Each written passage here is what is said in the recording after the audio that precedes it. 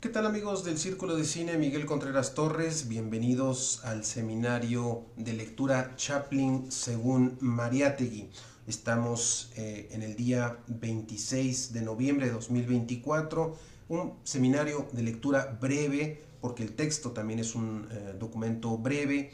Se trata de dos sesiones en las que estaremos revisando un texto muy interesante eh, José Carlos Mariátegui, que en la edición que vamos a consultar el día de hoy es parte de la colección Vientos del Pueblo del Fondo de Cultura Económica y que lleva el título en general de Chaplin. En realidad se trata de un ensayo que se titula Esquema de una explicación de Chaplin de José Carlos Mariátegui, que fue publicado originalmente en la revista Variedades en Lima un 6 y un 13 de octubre de 1928 y también posteriormente publicado en la revista Amauta. Amauta, esta revista que fue importante en la obra de Mariátegui y que el término amauta significa maestro. Y bueno, pues esta fue publicado también en Lima en el número 18 de octubre de 1928. Esta publicación en particular del Fondo de Cultura Económica de la colección Vientos del Pueblo es del año 2020. De manera que este será un seminario breve, un ensayo que dividiremos en dos partes porque particularmente Mariátegui va a abordar dos filmes de Charles Chaplin. Por un lado, La Quimera del Oro y finalmente, por otro lado, la película de El Circo, ¿no? De manera que vamos a dividir este ensayo en el momento, o interrumpiremos la revisión de este ensayo en el momento en el que Mariátegui esté específicamente abordando la segunda de estas películas. Antes de comenzar, pues los invito a que le den me gusta a estas transmisiones, a que compartan el enlace y recordarles que estos seminarios, estas sesiones de seminario, se quedan alojadas en nuestra página de Facebook del Círculo de Cine Miguel Contreras Torres, de manera que pueden consultarlos el día, la hora y las veces que ustedes así lo deseen. Vamos a iniciar la revisión de este pequeño ensayo, pero muy interesante, con las notas, breves notas sobre el autor que presenta Ricardo Peláez en la parte final de este pequeño documento.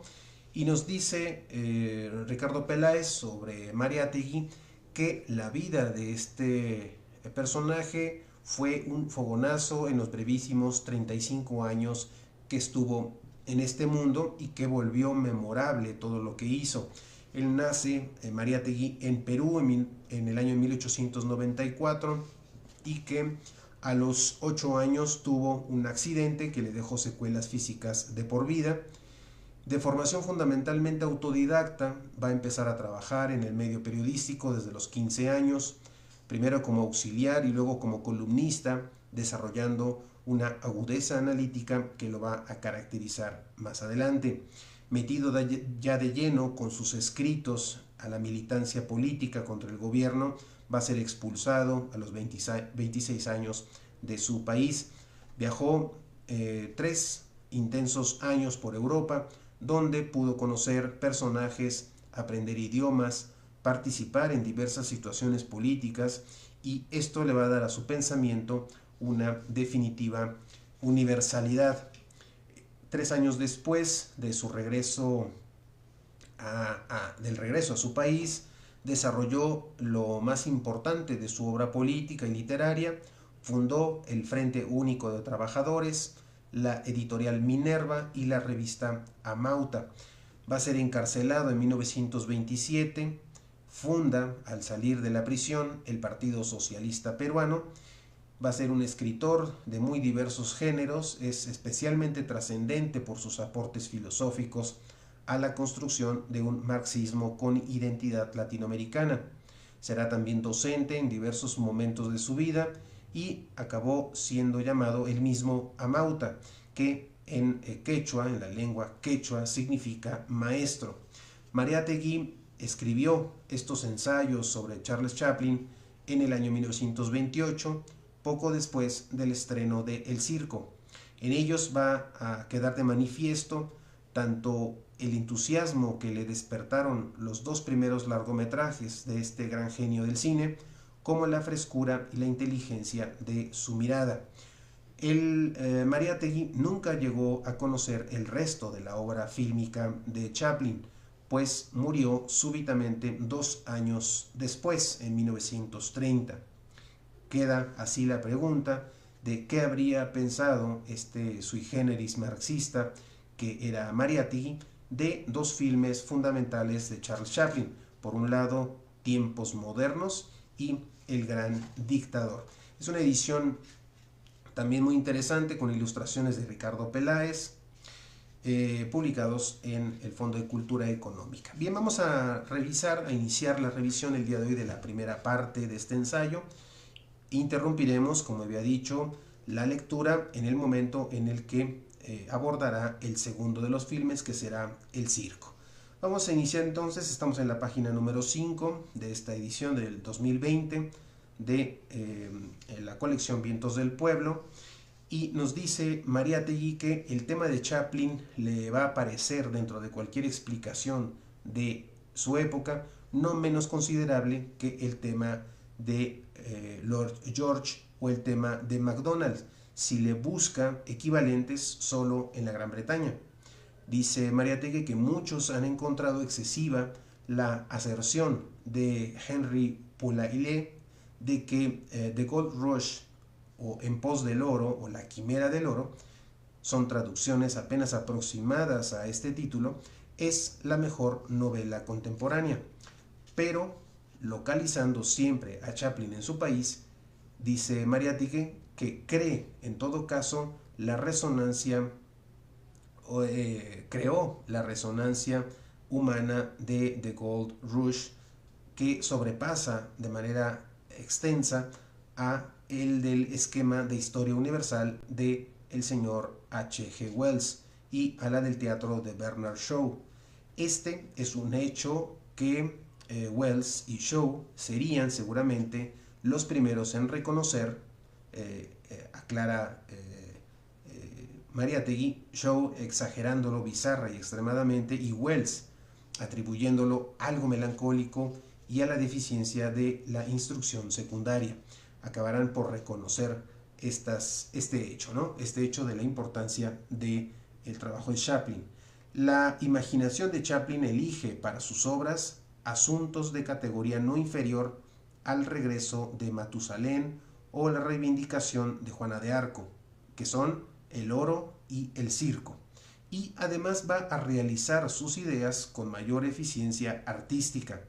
Va a demostrar, dice Mariátegui, el intelectualismo reglamentario de los guardianes del orden estético, que se escandalizará por esta proporción. El éxito de Chaplin se va a explicar, según sus fórmulas mentales, del mismo modo que el de Alejandro Dumas o Eugenio Sue, pero sin recurrir a las razones de Bonpellini sobre la novela de intriga, ni suscribir su revaluación de Alejandro Dumas.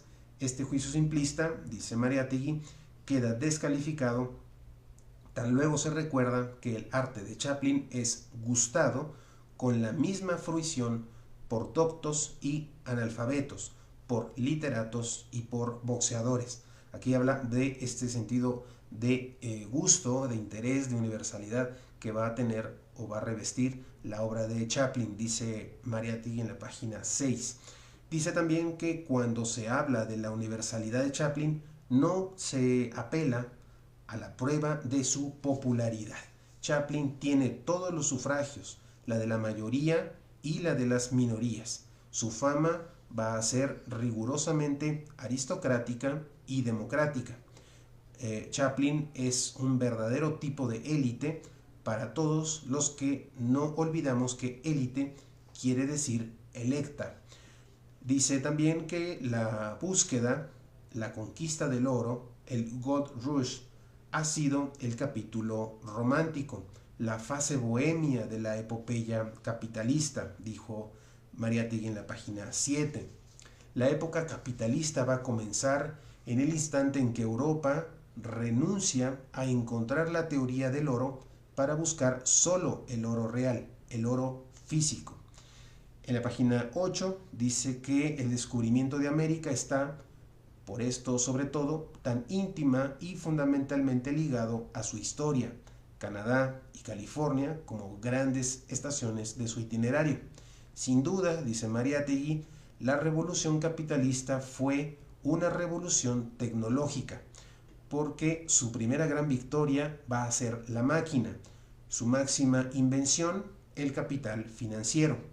Pero el capitalismo no ha conseguido nunca emanciparse del oro, a pesar de la tendencia de las fuerzas productoras a reducirlo a un mero símbolo. El oro, dice Mariátegui, no ha cesado de insidiar su cuerpo y su alma. La literatura burguesa ha negligido, sin embargo, casi totalmente este tema. En el siglo XIX, solo Wagner lo siente y lo expresa de manera grandiosa y también alegórica. La novela del oro aparece en nuestros días, L'Or de Blaise Cendrars y Trips d'Or de Kromenlik, que van a ser dos especímenes distintos, pero afines de esta literatura. The Gold Rush va a pertenecer también legítimamente a este tipo de literatura.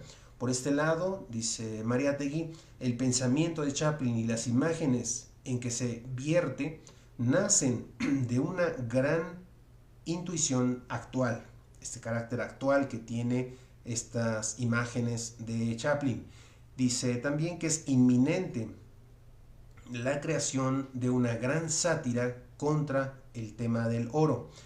Y ya destaca dos anticipaciones. La obra de Chaplin aprehende algo que se agita vivamente en la subconsciencia del mundo. Chaplin va a encarnar en el cine al bohemio. Cualquiera que sea su disfraz, imaginamos siempre a Chaplin en la traza vagabunda del Charlot para llegar a la más honda y desnuda humanidad, al más puro y callado de los dramas. Nos dice Mariátegui que Chaplin necesita absolutamente la pobreza y el hambre de Charlot, la bohemia también de él, el romanticismo, la insolvencia. Es decir, definir es también difícil definir exactamente al bohemio, dice Mariátegui. Navarro Monzón, para quien Francisco de Asís, Diógenes y el propio Jesús serían una sublimación de esta estirpe espiritual, bueno, pues Navarro Monzón dice que el bohemio es la antítesis del burgués. Charlot es antiburgués por excelencia. Está siempre listo para la aventura, para el cambio, para poder partir. En la página 9 dice que nadie lo concibe en posesión de una libreta de ahorros. Es un pequeño Don Quijote, un juglar de Dios, un humorista y también un andariego. En la página 10 comenta Mariátegui que era lógico que Chaplin solo fuera capaz de interesarse por la empresa bohemia y romántica del capitalismo, la de los buscadores de oro. Charlot podía partir a Alaska enrolado en la codiciosa y miserable falange que salía a descubrir el oro con sus manos en la montaña abrupta y nevada.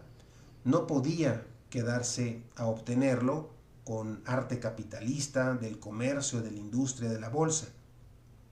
La única manera de imaginar a Charlot rico era esta, ¿no? El final de Gold Rush, que algunos, dice Mariátegui, van a encontrar vulgar porque preferirían que Charlot regresara a su bohemia descamisada, es absolutamente justo y preciso. No obedece mínimamente a razones de técnica yanqui. Toda la obra está insuperablemente construida, dice Mariátegui. El elemento sentimental, erótico, interviene en su desarrollo como una medida matemática, es decir, con una gran precisión, con rigurosa necesidad artística y biológica. Jean McCain encuentra a Charlotte, su antiguo compañero de penuria y de andanzas, en el instante exacto en que Charlotte, en una tensión amorosa, va a tomar con una energía máxima la resolución de acompañarlo en búsqueda o en busca de la ingente mina perdida. Chaplin, autor, sabe que la exaltación erótica es un estado propicio a la creación, al descubrimiento. Como Don Quijote, también Charlotte tiene que enamorarse antes de emprender su temerario viaje.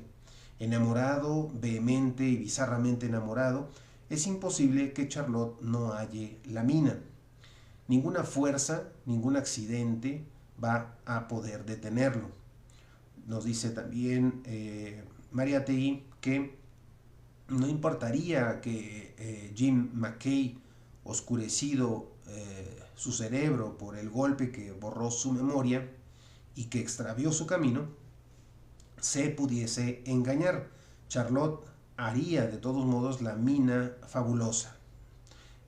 Nos dice que su patos le da una fuerza suprarrenal, y como en la revancha el vendaval van a ser impotentes para derrotarlo.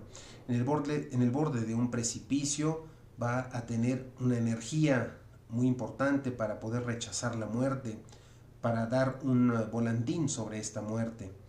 Tiene que regresar de este viaje millonario. Y se pregunta Mariátegui, ¿a quién podía ser, dentro de la contradicción de la vida, el compañero lógico de su aventura victoriosa?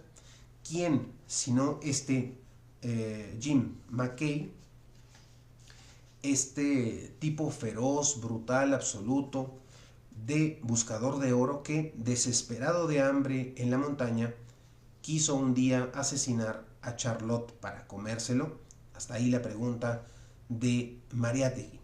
Continúa en la página 13 diciendo que McKay tiene rigurosa, completamente, la constitución del perfecto buscador de oro. No va a ser excesiva ni fantástica la ferocidad que Chaplin le va a atribuir, famélico, desesperado. McKay no podía ser el héroe cabal de esta novela si Chaplin no lo hubiese concebido resuelto, en caso extremo, a devorar a su compañero. La primera obligación del buscador de oro es vivir. Su razón es darwiniana y despiadadamente también individualista.